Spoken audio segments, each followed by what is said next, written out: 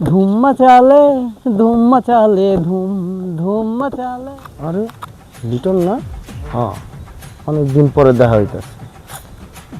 দেখি তো নতুন গাড়ি কিনছে।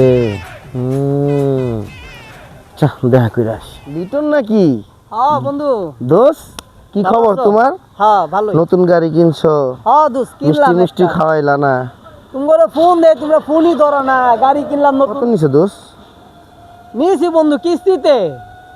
ও দোষ একটু সরো না, একটু চালাই।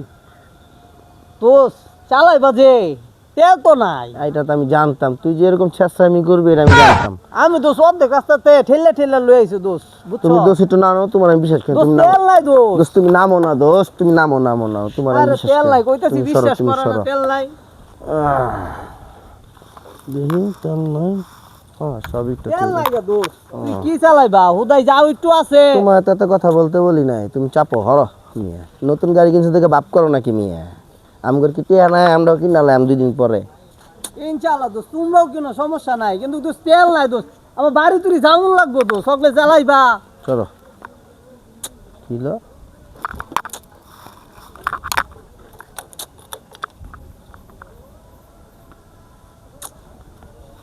তেল নাই। তাহলে তুমি এক কাম করো, তুমি বউ, আমি একটু আহি একটু।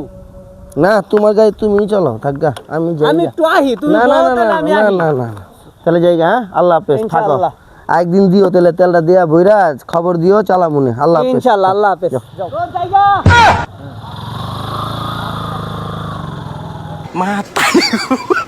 শালা কামটা করছে কি? আমারে দখল বানায় গেল, তারপরে বিক্রি রে।